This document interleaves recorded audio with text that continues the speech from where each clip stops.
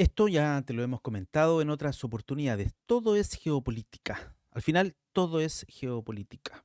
Y lo que está pasando con Trump, con China, con Brasil, es digno de un análisis un poquito más profundo. Por eso vamos a conversar sobre este tema ahora en Sala de Prensa. Te saluda Hugo Varela Mora, periodista.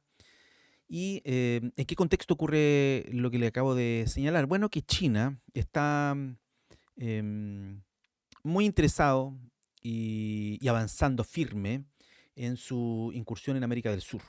¿M? Ellos evidentemente quieren hacer negocios y quieren influir en América del Sur, el denominado patio trasero de los norteamericanos. ¿Y cómo lo están haciendo? A través de grandes proyectos. Ya sabemos del puerto de Chancay, ¿no es cierto?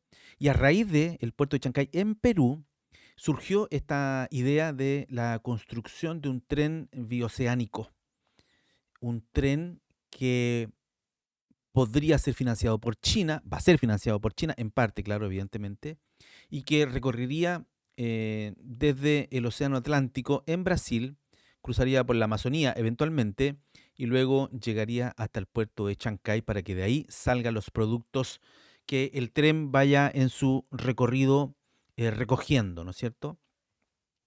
Y ahí se ha pedido sumar Bolivia y Colombia no quiere quedar afuera, en fin, entonces hay harto interés sobre lo que pasa con esto. Todo es geopolítica y nuestro titular es Brasil pacta con China en plena guerra de aranceles con Donald Trump. Lo último que supimos de Donald Trump es que sencillamente aumentó los aranceles de Brasil porque en Brasil judicialmente se estaba persiguiendo a Bolsonaro, ex presidente brasileño. Entonces, eh, Trump utiliza los aranceles como moneda de cambio internacional incluso. El país dice, Río de Janeiro, mientras el presidente de Estados Unidos, Donald Trump, amplía su guerra arancelaria a más países del mundo, entre ellos a Brasil, donde amenaza con 50% de tarifa sus exportaciones, el gigante amazónico, Brasil, estrecha sus nexos con China para consolidar un corredor ferroviario bioceánico.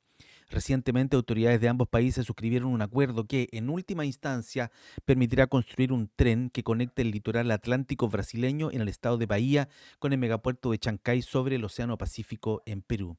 De concretarse, Brasil conseguiría uno de sus grandes anhelos durante años, enlazar con el Océano Pacífico con un plan que además permitiría integrar otros modos de transporte comercial como carreteras y vías navegables.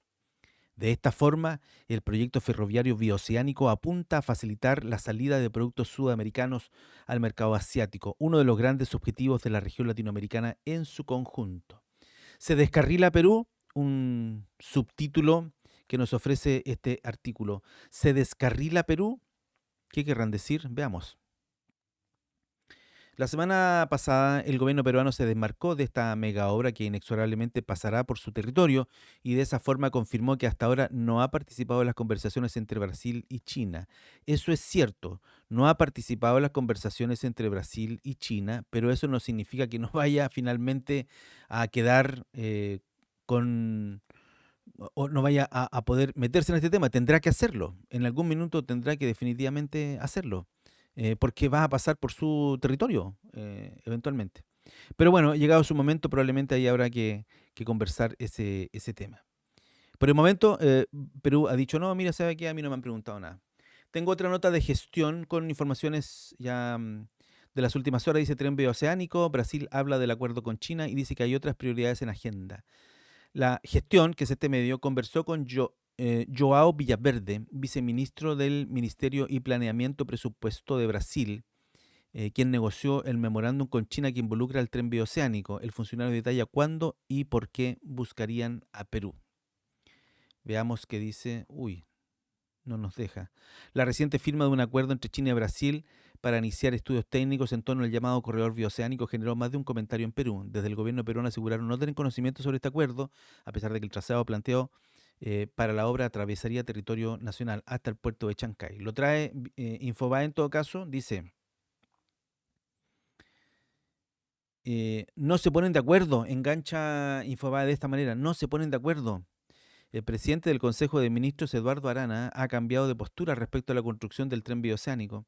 Pasó de descartarlo por completo a dejar abierta la posibilidad de futuras inversiones. Sin embargo, la realidad es que levantar un corredor ferroviario que cruce los Andes y la Amazonía peruana demanda mucho más que voluntad política. Entonces, ¿cuál es realmente la posición oficial del gobierno peruano? Se pregunta este artículo.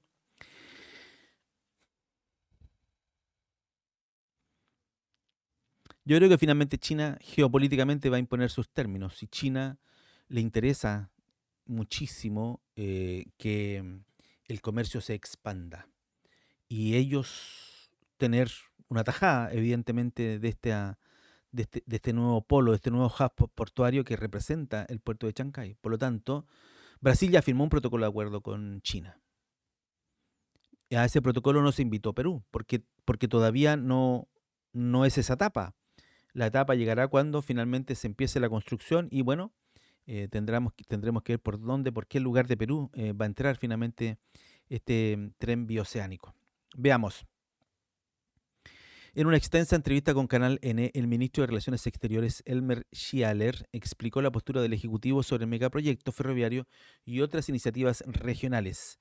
El canciller recordó que la discusión en torno a la ejecución del tren bioceánico data de hace más de 20 años, pero se reactivó recientemente tras la fotografía que reunió a los presidentes de Brasil y China, Luis Ignacio Lula da Silva y Xi Jinping.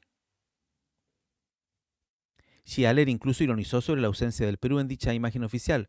Tampoco era necesario que nos invitaran, remarcó. No, yo creo que ahí suena a picado, decimos en chileno, suena a que está con algo de resentimiento. ¿Ah? Tampoco era necesario que nos invitaran, remarcó. Obvio que era necesario que los invitaran, yo creo que ahí se cometió un error. Sí, claro. Creo que ahí se cometió un error porque la triada es Brasil, China, Perú. El proyecto no puede funcionar si no cuenta con Perú, porque Perú da el acceso al puerto de Chancay.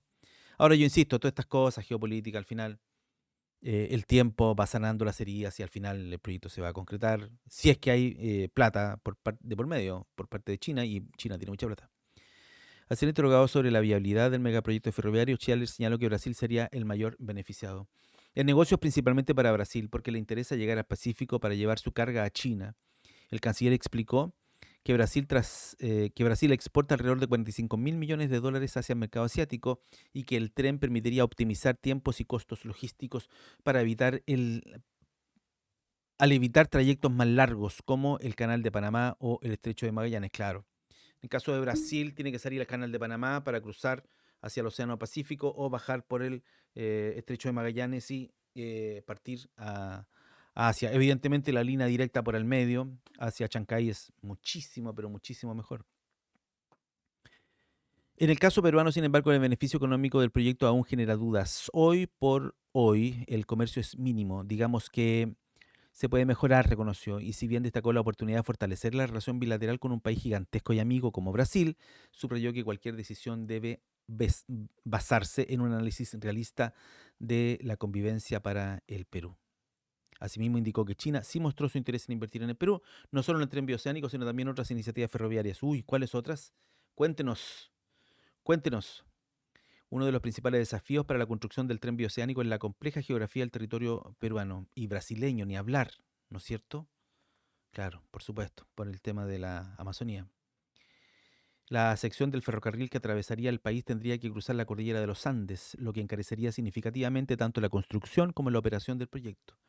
Si se quiere horadar los Andes, eso cuesta mucho dinero, afirmó el canciller. En este contexto, Schialer enfatizó que la viabilidad del tren bioceánico no puede analizarse únicamente desde el punto de vista técnico-económico. A su juicio, se trata de una iniciativa que también involucra variables geopolíticas clave. Bueno, ya lo hemos dicho, geopolítica. Por ello, remarcó que el desarrollo del proyecto debe considerar cuidadosamente las implicancias para la política exterior peruana, especialmente en su relación con las grandes potencias. Estamos con los cuatro ojos. Estamos sobre Estados Unidos, sobre China y en general sobre todo eso, dijo el canciller. Es un tema, ¿eh? Es un tema. Ahí tenemos el canciller Schialer eh, en este artículo para Infobae.